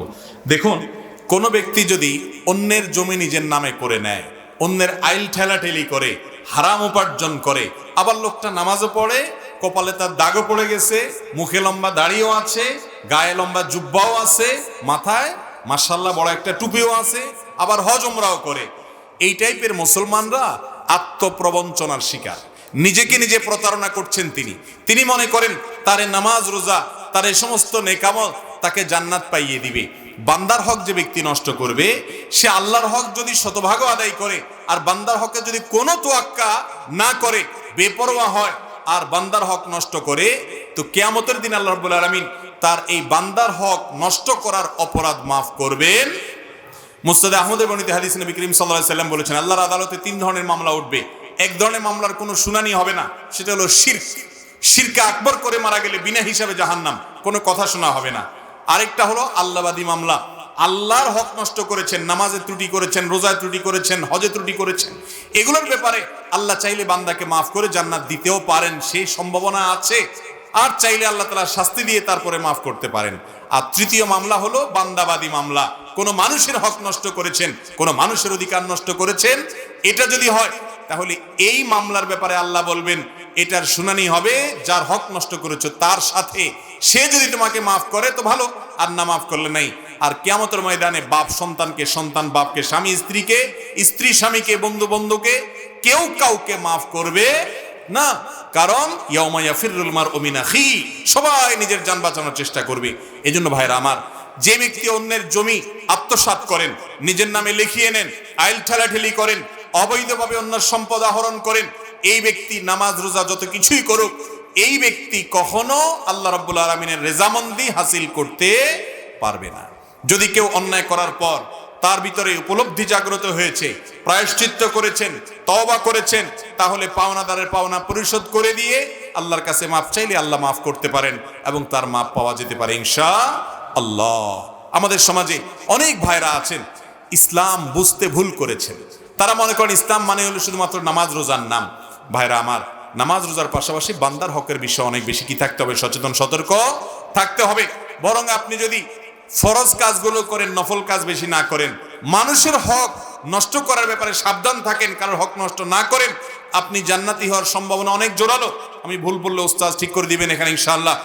আর পক্ষান্তরে অনেক নফল আমল করেন, জিকির আজকার করেন, দোয়া দুরুদ করেন, মাশাআল্লাহ তাসবিহ তাহলিল করেন, কোরআন তেলাওয়াত করেন শুনেন, ওয়াজ মাহফিল করেন শুনেন, আবার ওয়াজ মাহফিলে টাকা পয়সাও দান করে দেন, আর এদিকে মানুষের হক নষ্ট করেন, তাহলে আপনার জান্নাতে যাওয়ার সম্ভাবনা একেবারেই ক্ষীণ। ভাইরা আমার, আমাদের সমাজে মানুষ মনে করে টাকা হইলে বাঘের কল্লাও পাওয়া যায়। অতএব আগে পয়সা কামায় নেই, টিন চুরি করে, গম চুরি করে, হারাম উপার্জন করে, বিভিন্নভাবে অন্যায়ভাবে ঘুষের মাধ্যমে, সুদের মাধ্যমে মানুষের জমি জমা আত্মসাৎ করে টাকা পয়সা কামাই করে নেই। এরপরে টাকার পাহাড় গড়া হয়ে গেলে তারপরে এবার মসজিদে কিছু দিয়ে দিব, মাদ্রাসা কিছু দিয়ে দিব, মাহফিলে কিছু দিয়ে দিব, মাহফিলে বক্তা সাহেব দোয়া করে দিবেন আল্লাহ হাজী সাহেবকে জান্নাত পার করে একেবারে ওই পাশে জাহান্নাম পর্যন্ত দিয়ে আসেন। কি বলেন, এই দোয়া কোনো কাজে আসবে? দুনিয়ার সব হুজুর, হারামাইনের ইমাম সাহেবরা সবাই মিলে যদি চিৎকার করে করে কাঁদে এই লোকের জন্য, এই হারামখোরের জন্য, তো আল্লাহ রাব্বুল আলামিনের কাছে এই দোয়া অন্তত মানুষের হক থেকে মুক্তি লাভের জন্য চুল পরিমাণ কোনো সহায়ক ভূমিকা রাখবে না। অতএব মানুষের হকের ব্যাপারে সাবধান থাকবো তো আমরা ইনশাআল্লাহ। ভাইরা আমার, দুনিয়াতে কালো টাকা সাদা করার সিস্টেম আছে, আল্লাহর কাছে কালো টাকা সাদা করার কোনো সিস্টেম, কালো টাকা সাদা করার একটাই সিস্টেম, যার হক মেরেছেন তারটা ফেরত দিবেন, তাকে পান না তার ওয়ারিসদেরকে দিবেন, তাদেরকেও পান না, গরিব দুঃখীকে তাদের সওয়াবের নিয়তে দান করবেন, নিজে সওয়াবের আশা করবেন না, এরপর আল্লাহর কাছে মাফ চাইবেন, ইনশাআল্লাহ মাফের আশা করা যায়। আল্লাহ তাআলা আমাদের সবাইকে এই কঠিন বাস্তবতা, এই কঠিন বিষয়টিকে বোঝা এবং উপলব্ধিতে আনা, আমল করার তৌফিক দান করুন। এরপরে প্রশ্ন হলো, বাচ্চার বয়স 2 বছর হওয়ার আগে মায়ের বুকের দুধ বন্ধ করলে কোনো গুনাহ হবে কিনা? আল্লাহ রাব্বুল আলামিন কোরআনে কারীমে বলেছেন যে 2 বছর এটা হলো যে ব্যক্তি সন্তানকে দুগ্ধদানের সময়টাকে পরিপূর্ণ করতে চায়, মেয়াদটাকে পূর্ণ করতে চায়, এই ব্যক্তির জন্য সময় হলো হাউলাইনি কামিলাইনি, 2 বছর। যদি 2 বছরের নিচে দুধ বন্ধ করতে চায় কোনো মা, কোনো কারণে তার কষ্ট হয়, অসুবিধা হয়, অথবা দুধ পাওয়া যায় না, নানা কারণে যদি আগে বন্ধ করেন, তাতে মায়ের কোনো গুনাহ হবে না। তবে যদি কোনো ওজর ছাড়া, আজকাল একটা স্টাইল বের হয়েছে, আল্লাহ মাফ করুন, অনেক মায়েরা সন্তানকে দুধ দিতে চান না, কেন? কারণ তার শরীর ভেঙে যাবে, রূপ লাবণ্য নষ্ট হয়ে যাবে, সেই জন্য দুধ দিতে চান না, আলগা দুধ খাওয়ায়। আছে না নাই? আল্লাহ রাব্বুল আলামিন মায়ের বুকে যে দুধ দিয়েছেন, এটা কার রিজিক? বাচ্চার রিজিক।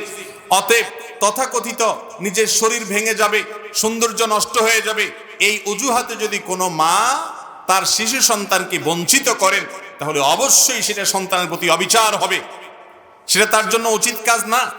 কিন্তু যদি কোনো ওজরের ভিত্তিতে ধরুন 15 মাস, 16 মাস, 17 মাস এই আগেই বন্ধ করে দিলেন, তাতে ইনশাআল্লাহ কোনো গুনাহ হবে না।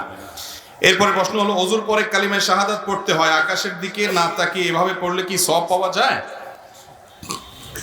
ওযু শেষ হওয়ার পর কেউ যদি কালিমায়ে শাহাদা পাঠ করে, আশহাদু আল্লা ইলাহা ইল্লাল্লাহু ওয়াহদাহু লা শারীকা লাহু ওয়া আশহাদু আন্না মুহাম্মাদান আবদুহু ওয়া রাসূলুহু, কেউ যদি কালিমায়ে শাহাদা পাঠ করে ওযু করার পর, এবং কোন কোন রিওয়ায়াতে একটা দোয়ার কথা আছে, আল্লাহুম্মা জাআলনি মিনাত তাওয়াবিন ওয়া জাআলনি মিনাল মুতাতাহহিরিন, এই বিশেষ করে কালিমায়ে শাহাদা এবং পাশাপাশি এই দোয়াটাও কোন কোন বর্ণনায় আসছে। এটা যদি কেউ ওযুর পরে পাঠ করে, ওযুকে আগে ঠিক মতো করতে হবে, তারপরে যদি পাঠ করে সুন্দর মতো ওযু করার পর, নবী করিম সাল্লাল্লাহু আলাইহি সাল্লাম বলেছেন এই ব্যক্তির জন্য জান্নাতের 8 দরজার যে কোনোটা দিয়ে প্রবেশ করার সুযোগ তৈরি হয়। এই আমলটা অত্যন্ত গুরুত্বপূর্ণ একটা আমল, কিন্তু আগে ইসবাগে ওযু করতে হবে। ওযুর ক্ষেত্রে সমস্ত হাদিসগুলো দেখলে দেখা যায় নবী করিম সাল্লাল্লাহু আলাইহি সাল্লাম ওযুকে ইসবাগ করতে বলেছেন, অর্থাৎ ওযুকে পরিপূর্ণ করতে বলেছেন। ওযুর পরিপূর্ণতা বুঝেন? এই যে শীতের সময় একটু কোনো রকম পানি দিয়ে তাড়াতাড়ি করে আপনি জান বাঁচায় ফেললেন, এটা কি পরিপূর্ণ ওযু হয়? ভালো করে ডলতে হয়, ভালো করে ডলতে হয়। ওয়াইলুল লিল আকাবি মিনান নার, পায়ের গিড়াগুলো গোড়ালিগুলো শুকনা থাকে, এবং বিশেষ করে শীতের সময় ত্বকের যত্ন নিতে হয়, যেরকম ওযুরও যত্ন নিতে হয়। নবী করিম সাল্লাল্লাহু আলাইহি সাল্লাম এগুলোকে জাহান্নামের আগুন থেকে বাঁচাতে বলেছেন, অর্থাৎ ভালো করে ডলতে বলেছেন। এর মাধ্যমে আপনি ওযুকে পরিপূর্ণভাবে করলেন, বিসমিল্লাহ বলে করলেন। ওযুর সাথে মেসওয়াক করা, এটা একটা গুরুত্বপূর্ণ সুন্নাহ। আজকাল এই সুন্নাহ হারিয়ে গেছে। মেসওয়াক আমাদের পকেটে আছে, বেশিরভাগ মানুষের নেই। তো যাই হোক, ওযুকে যদি আপনি যথাযথভাবে করেন, সমস্ত সুন্নতগুলো মেনে করেন, এরপরে কালিমায়ে শাহাদা পাঠ করেন, এই ফজিলত পাওয়া যাবে। এখন কথা হলো আকাশের দিকে তাকাতে হবে কিনা। তাকানোর ব্যাপারে কয়েকটা বর্ণনা পাওয়া যায়। বেশিরভাগ বর্ণনাতে তাকানোর শর্ত নাই। কোন কোন বর্ণনায় আকাশের দিকে তাকিয়ে এই কালিমায়ে শাহাদা পাঠ করার কথাও বর্ণিত আছে। আর সেই কারণে আপনি কালিমায়ে শাহাদা যদি আকাশের দিকে একটা প্রশ্ন সম্পর্ক আছে, সেটা হলো কোরআনে কারিমের সিজদা আয়াত তেলাওয়াত করার পর সিজদা না দিলে গুনাহ হবে কিনা। তো দ্বিতীয়টার উত্তর হলো যে হানাফি মাযহাব অনুযায়ী, ফিকহে হানাফি দৃষ্টিকোণ হলো তেলাওয়াতে সিজদা দেওয়া ওয়াজিব। যদিও সৌদি আরবের উলামায়ে কেরাম, অন্যান্য উলামায়ে কেরাম অনেকে এটাকে সুন্নতে মুআক্কাদা বলেছেন। সুন্নতে মুআক্কাদা এটাও ওয়াজিবের কাছাকাছি, অর্থাৎ এটা করবে একজন মানুষ। তো সিজদায় তেলাওয়াত বা কোরআনে কারিমে যে তেলাওয়াতের সিজদা আছে, এটা অনেকে করেন কি, খতম হয়ে গেলে একসাথে 14টা গুনে গুনে দিয়ে দেন। আছে না এরকম অনেকে? এটা সুন্নাহ সম্মত কাজ না। সুন্নাত হলো সাথে সাথে দেওয়া। আমরা সিজদার আয়াত তেলাওয়াত করার পরে সিজদা কেন দেই? এর কারণ হলো, যেই সিজদার আয়াত পড়ার পর আমরা সিজদা দিচ্ছি, ওই সিজদায় হয়তো বলার নির্দেশ আছে, আল্লাহ নির্দেশ করেছে তোমরা সিজদায় লুটিয়ে পড়ো। এই জন্য সাথে সাথে আমরা ব্যবহারিক সিজদা দিয়ে আল্লাহর নির্দেশটা বাস্তবায়ন করি। এটা আপনি একদিন করে পড়লে তো আর ওইটার সেই বাস্তবতা, যথার্থতা থাকলো না। আবার কখনো কখনো আল্লাহর কোনো নেককার বান্দা আল্লাহর কোনো নিয়ামত পেয়ে সিজদায় লুটিয়ে পড়েছেন, সেই বিবরণ শোনার পর আমরাও সিজদায় লুটিয়ে পড়ে তার সাথে সাদৃশ্য গ্রহণ করার চেষ্টা করি। তো এই জন্য সিজদার আয়াতগুলো যখন পড়বো সাথে সাথে দেওয়াটা উত্তম, পরে দিলেও আদায় হয়ে যাবে। এরপরে প্রশ্ন হলো, শীতের কারণে ফরজ গোসল বিলম্ব করা কি উচিত হবে? ভাই, নামাজকে বিলম্ব করার কোনো সুযোগ নেই, নামাজ আদায় করতেই হবে। শীতের কারণে যদি আপনি কথার কথা খাগড়াছড়ির ওই যে কি একটা জায়গা আছে, ওখানে যদি যান, এত ঠান্ডা, সাজেকে যদি যান, যেখানে এত ঠান্ডা যে পানি হাত দিলে আপনার বরফ হয়ে যাওয়ার উপক্রম আছে, আপনি ওযু করলে, গোসল করলে এই ঠান্ডা পানি দিয়ে আপনার মহা বিপদ হতে পারে, এবং গরম পানি করার কোনো অ্যারেঞ্জ নাই, এরকম যদি হয় তাহলে আপনি তায়াম্মুম করে ফরজ গোসল, এই আপনার ফজরের নামাজ আদায় করতে পারবেন। আর যদি এরকম না হয় তাহলে সেক্ষেত্রে ঠান্ডা পানি অজুহাত দিয়ে আপনি তায়াম্মুম করে নামাজ পড়বেন বা নামাজ পড়ে পড়বেন, এই সুযোগ নাই। ইন্নাস সালাতা কানাত আলাল মুমিনিনা কিতাবাম মাওকুতা, নামাজ টাইম মতো পড়তে হবে। আমাদের অনেক ভাইরা আছেন এখানে এসে অজুহাত বের করেন, দেখবেন শহর অঞ্চল তো বটেই, গ্রামেও পর্যন্ত আজকাল গরম পানির অ্যারেঞ্জ বা ব্যবস্থা আছে না নেই? যদি থাকে তাহলে তায়াম্মুম করার সুযোগ নাই, গরম পানি দিয়ে আপনাকে ওযু এবং গোসল সারতে হবে। আর ফরজ গোসল শীতের অজুহাত দিয়ে, ঠান্ডার অজুহাত দিয়ে আপনি কোনো অবস্থাতেই ওয়াক্তের পরে আদায় করতে পারবেন না। নামাজ আপনাকে পড়তেই হবে, এমন একটা ইবাদত যেটার কোনো বিকল্প নাই। সোজা কথা, যতক্ষণ সেন্স আছে ততক্ষণ পড়তে হবে। সেন্সলেস হয়ে গেছেন, বেহুশ হয়ে গেছেন, ভিন্ন কথা। সেন্স আছে, নামাজ মাফের কোনো সিস্টেম নাই। দাঁড়ায় না পারলে বসে, বসে না পারলে শুয়ে, ইশারায় যেভাবে পারেন সেভাবে। কেবলার দিকে মুখ করতে পারছেন না তো যেদিকে পারেন সেদিকে, কেবলা কোন দিকে জানেন না অনুমান করে করবেন। সতর ঢাকার মতো কাপড় নাই তো বসে বসে পড়বেন, কিন্তু নামাজ আপনাকে পড়তেই হবে, কোনো মাফ নাই যতক্ষণ সুস্থ আছেন। হাসপাতালে বেডেও পড়তে হবে। এই জন্য সামান্য ফরজ গোসল হয়েছে শীতের দিনে, সেই অজুহাতে নামাজ 7টা-8টা বাজে উঠে ওয়াক্তের পরে আদায় করার কোনো সুযোগ নাই।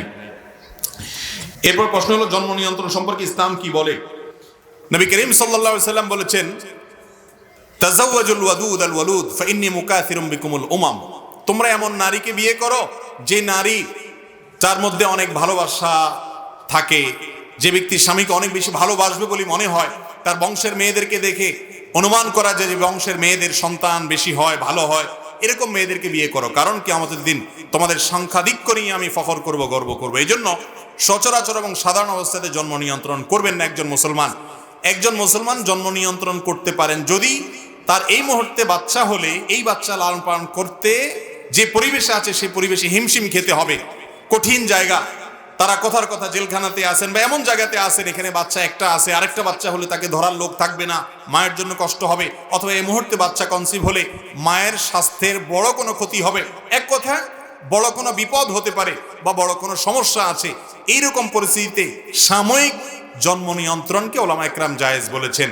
কিন্তু কি খাওয়াবো, বেতন কম, ইনকাম কম, এই উদ্দেশ্যে বা এই কারণে যদি কেউ জন্ম নিয়ন্ত্রণ করেন তাহলে সেটা কোনো আলেমের মতেই জায়েজ নাই। কারণ জন্ম নিয়ন্ত্রণ সম্পর্কে আল্লাহ রাব্বুল আলামিন স্পষ্ট বলেছেন, তোমরা তোমাদের সন্তানদের হত্যা করবে না, কারণ আমি তোমাদের কাছ থেকে রিজিক চাই না, তোমাদের এবং সন্তানদের সবার রিজিক বরং আমি দিব। আল্লাহ রাব্বুল আলামিন চতুষ্পদ জন্তুর রিজিক দেন কি দেন না? ওমা মিন দাব্বাতিন ইল্লা আলাল্লাহি রিজকুহা। অতএব এই রিজিকের ভয়ে যারা জন্ম নিয়ন্ত্রণ করে এরা আল্লাহর প্রতি সুধারণা রাখে না, তারা আল্লাহকে চিনে না।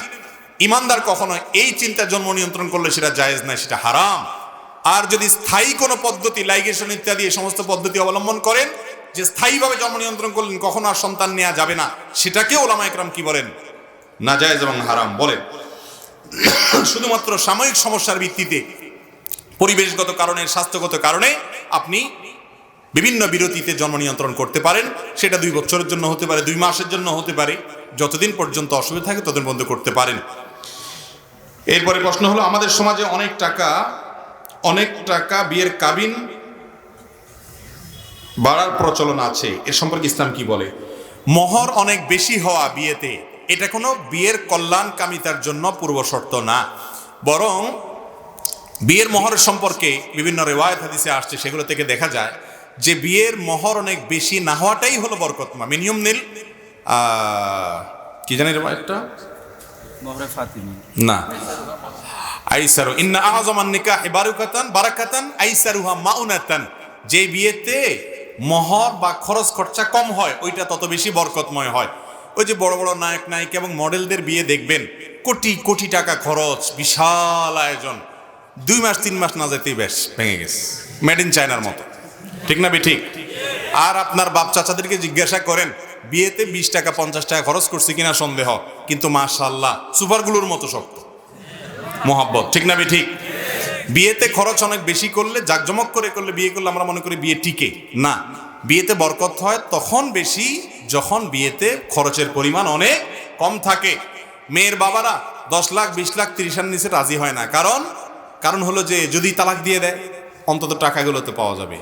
আগে থেকেই যখন এই খারাপ চিন্তা, নেতিবাচক চিন্তা, তো সে বিয়ে তো ভাঙবেই, ঠিক না ঠিক? এই জন্য মোহরকে কমায় দেওয়ার চেষ্টা করতে হবে। যদি মোহর বেশি হওয়াটা কল্যাণের হতো তাহলে মুহাম্মদ সাল্লাল্লাহু আলাইহি সাল্লামের মেয়েদের বিয়েতে অনেক মোহর হতো। হ্যাঁ, কোনো ছেলের অ্যাবিলিটি আছে আলহামদুলিল্লাহ, তিনি আবার তার স্ত্রীকে দেওয়ার ব্যাপারে কার্পণ্য করবেন না।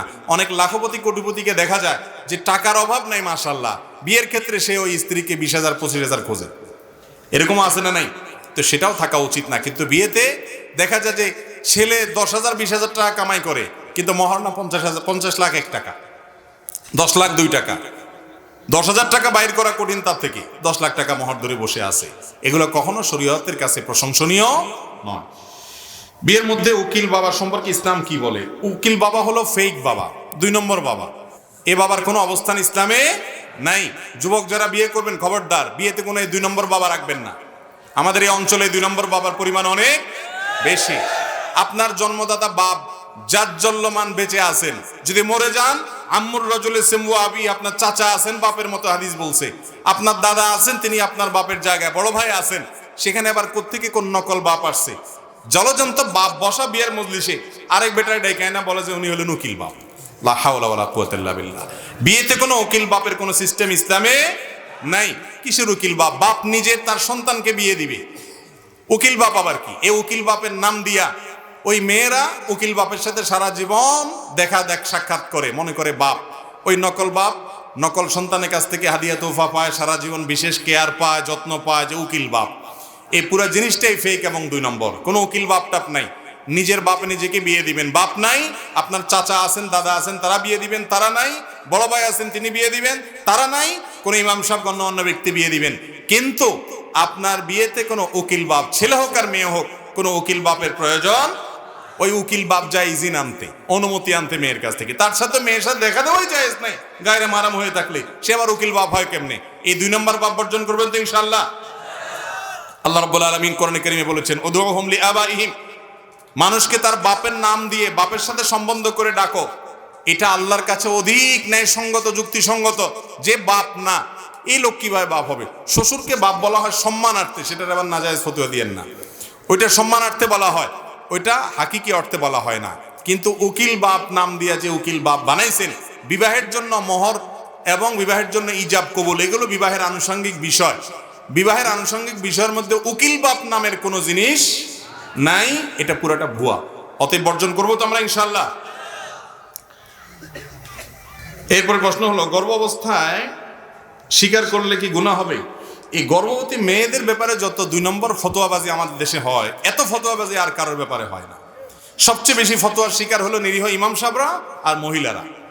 যত 2 নম্বর ফতোয়া আছে সব সেখানে জারি হয়।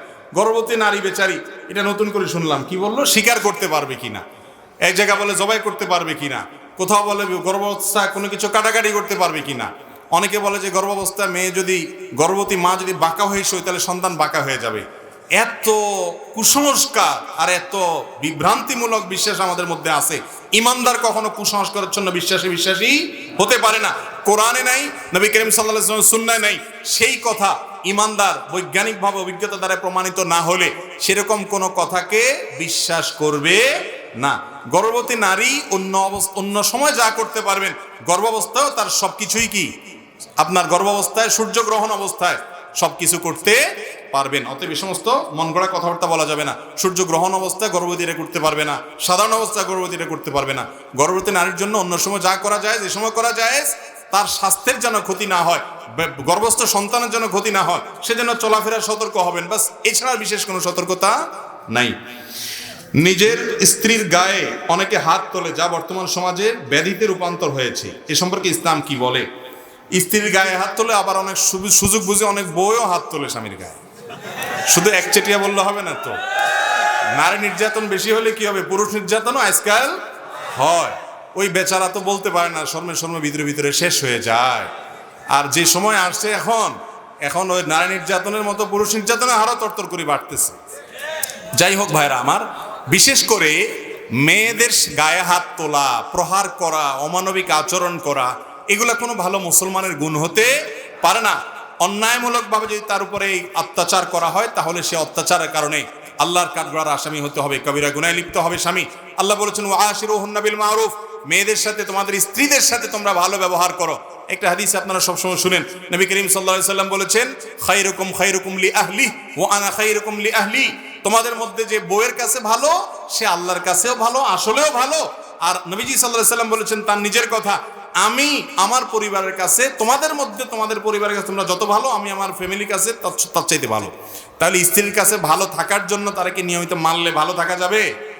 বউ বলবে ভালো, অত্যাচার করবেন, কথা গালমন্দ করবেন, অবিচার করবেন, এরপর যদি বলেন যে হুজুর ওয়াজ করছে, হাদিসে নাকি আছে বউ যাকে ভালো বলে সে আসলে আল্লাহর কাছে ভালো, তুমি আমার সম্পর্কে কি বলো? স্ত্রী দেখবেন ফিক করে হেসে দিস, কারণ বলবে যে তোমার মতো বেয়াদব মানুষ, জালিম আর কে আছে আমি তো জানি। ভয়ে হয়তো কিছু বলতে পারে না, ফিক করে হেসে দিলে বুঝবেন যে অবস্থা খারাপ আছে আপনার। কথা বুঝতে পারছেন? অতএব বউয়ের কাছে ভালো থাকার জন্য আমাদের নবী করিম সাল্লাল্লাহু আলাইহি সাল্লাম তার স্ত্রীদের সাথে তার ছোটখাটো মনোমালিন্য হয়েছে না হয় নাই? হয়েছে। কিন্তু কখনো গায়ে হাত তোলা তো পরের কথা, নাউজুবিল্লাহ, তিনি কখনো রুষ্ট কোনো আচরণ তার স্ত্রীদের সাথে করেন। আল্লাহ নির্দেশ কোরআনে, ওয়াশিরুহুন্না বিল মারুফ, বউদের সাথে, স্ত্রীদের সাথে সুন্দর সদাচরণ করবে। উল্টাপাল্টা একটু হবেই। আয়েশা রাদিয়াল্লাহু তাআলা আনহা বয়স কম ছিল, আটা ছেনে রেখে দিতেন, ওই যে ছাগল মুরগি ইত্যাদি এসে মুখ দিয়ে দিত, প্রায় সময় এরকম হতো, আরো কিছু হতো, বয়স কম। কিন্তু নবী করিম সাল্লাল্লাহু আলাইহি সাল্লাম কখনো রুক্ষ আচরণ করেন নাই। মা আবান নবী সাল্লাল্লাহু আলাইহি সাল্লাম আত-তাআমা কাত্তু, শামাইলে তিরমিজি বিন হাদিস কিতাবে আছে, নবী সাল্লাল্লাহু আলাইহি সাল্লাম কখনো তার জীবনে কখনো তিনি খাবারের দোষ ধরতেন না, কখনো না। আর আপনি প্রতি বেলায় দোষ ধরেন, ঠিক না ঠিক? প্রতি বেলায় দোষ ধরেন, এমনি করলেও দোষ, এমনি করলেও দোষ, বাইরেরটা আপনার ভালো লাগে, ভিতরে এসে বদনামি করেন। এই রোগটা আমাদের আছে না নাই? কোন এলাকার হুজুরে বলে দাওয়াত দিছে, তো ওই হুজুরের যেই দাওয়াত দেখ মহিলারা যত ভালো করে রাঁধুক একটা দোষ ধরে। পরে এক মহিলা খুব শিক্ষিত, ওই এলাকাতে আসছে, নতুন বিয়ে হয়েছে, সে বলে যে আচ্ছা দেখি মৌলভী সাহেব কি দোষ ধরে, সবগুলা লিস্ট করে ওই সব দোষগুলো থেকে মুক্ত করে একবারে এমন ভাবে রাঁধছে যে ওই দোষগুলো কোনটা ধরতে, হুজুর কোনটা ধরে সবগুলা তার রপ্ত করা হয়ে গেছে। এরপরে খাওয়াইয়া দাওয়াত দিয়ে বলে, হুজুর বলেন আজকে কি সমস্যা, ঠিক হয়েছে কিনা? তখন হুজুর দেখছে যে দোষ তো আসলে কোনোটা নাই, বলতেছে এত ভালো না। অর্থাৎ একটা দোষ ধরতে হবে। তো অনেক স্বামী আছে এই চরিত্রের, বউয়ের কোনো দোষ না পাইলে খোসায়া বলবে যে এত ভালো ভালো না। আছে না এই রোগের রোগী? আল্লাহ তাআলা আমাদেরকে মানুষ হওয়ার তৌফিক দান করুন।